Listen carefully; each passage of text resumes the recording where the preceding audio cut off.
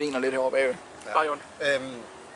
Der var lige en lille gentleman's-aftale her. Ja. Hvis der er nogle ting, hvor der ligesom er en forkert, altså med mindre at det er så forkert, så det ødelægger meningen fuldstændig, så lader vi lige skøjte hen over det, hvis der bliver sagt et eller andet. Det der magt, det giver ikke nogen mening. Ikke? Okay, du føler, at du er lidt nervøs, skal jeg høre. Det var jo super. Det er da min første engelske afsnit. Ja, det er jo det er også mit. Hvis Marken siger an i stedet for a, så knalder du med. Præcis. Godt. Skal jeg sige velkommen? Ja, det kan du godt gøre. Godt. Hi and welcome to Winefactory. My name is Tobias and next to me is Mark. Yes. Today we're going to taste some wine. We are in a beautiful sunny park in the capital of Denmark, Copenhagen. And when we are in a place as this, we would like to drink perhaps some cool white wine and some sparkling wine and so on. So today we're going to taste some of the white wine that we appreciate the most, Riesling, and in particular Riesling from Alsace in the eastern part of France. Yes, that is what we're going to do. And what we are having today will be a Grand Cru, which we are going to start with, which might seem a bit odd because that is the most expensive wine, and I think the common thing is to take the expensive wines at last. But we are switching around on that because we think that the cheaper one we have today will have a bit more aggressive fruit in it. Exactly, it's more intense, it's more full-bodied, as we have heard, so therefore we're going to start with Grand Cru. And also just to touch shortly upon that, in Alsace we have two appellations, two levels. Normal Alsace and then Alsace Grand Cru. And Grand Cru is 51 different Grand Cru fields of vineyards. So this is from one vineyard called... It's called Kitterle. Kitterle. From 2005, so it has a bit of aging on it. And here we have from Domaine Bourg Gale from 2010, so a lot younger, but from an excellent year, 2010. 2005 was also an excellent year, actually. From a producer called Domaine Schlumberger. Schlumberger, yeah.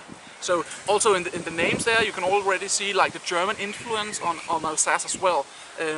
Many of the names are influenced by German in that way. Also, all right. Should we start with the? We should start with the Grand Cru. Grand Cru. And this will be priced around 35 euros. Yes. So not inexpensive, but again, if you want to have a great experience with your white wine, you have to spend some money on it, as much as you would if you were in the market for a great red wine. And talking of Grand Cru, this is not expensive. I mean, no. You could easily find more expensive ones.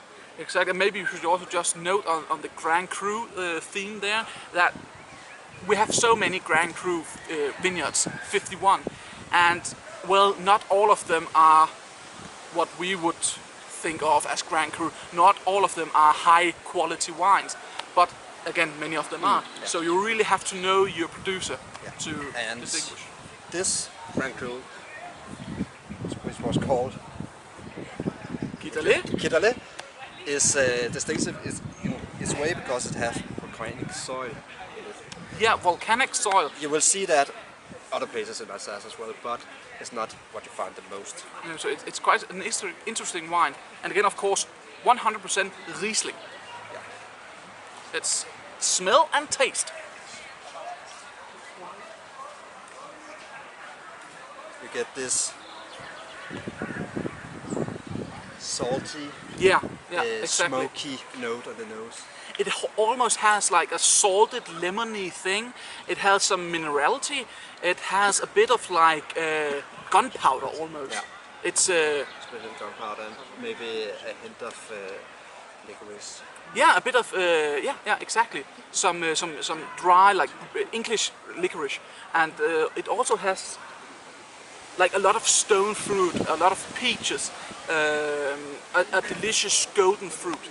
It's quite complex and still quite like intriguing. And it's really has it's a big wine. This one. Yeah. It has a lot of things going on in this one. Yeah. Let's taste.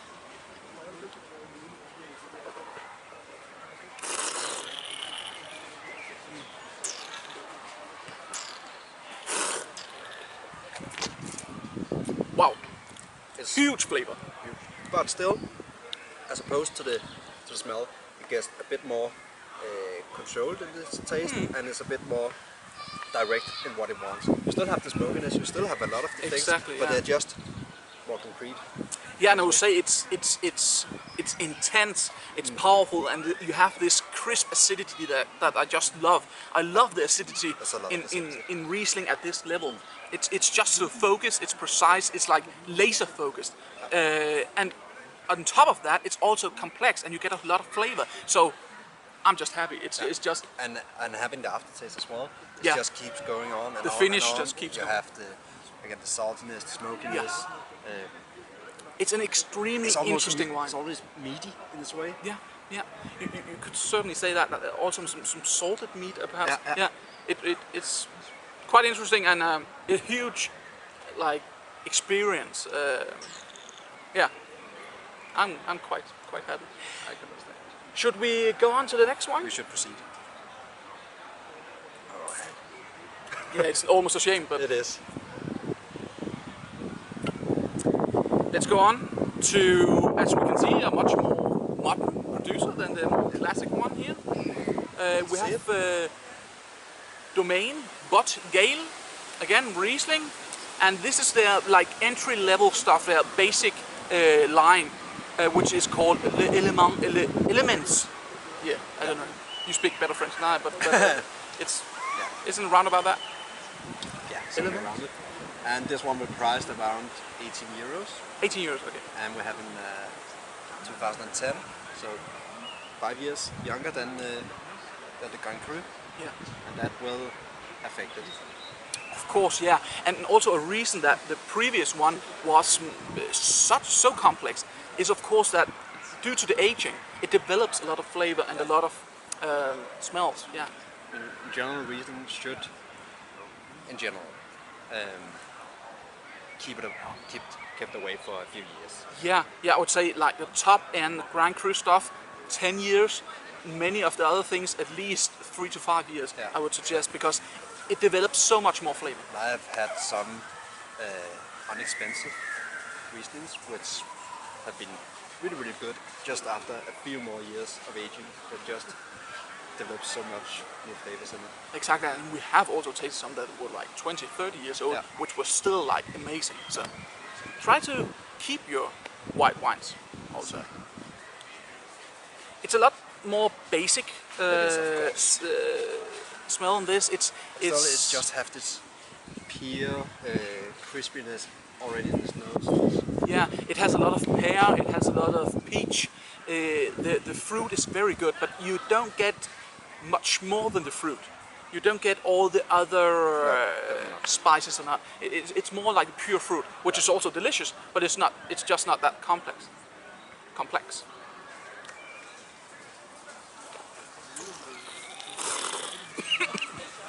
I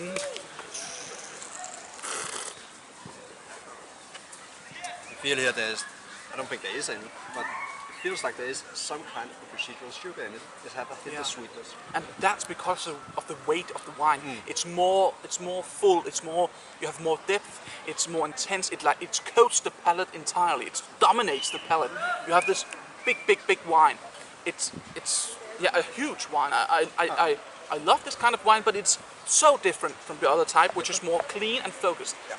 But still, it's very nice to drink. It's really good. Yeah. Really drinkable. If you prefer fruit from all the other stuff we talk about with the other wine, you should definitely buy this wine because it's cheaper. But very nice. All right. Should we give some points? I certainly think we can do that. Yeah. On the first one, I'm very high. I'm just about out 93, 94. I'm just around there. Yeah, I'm going with the 94.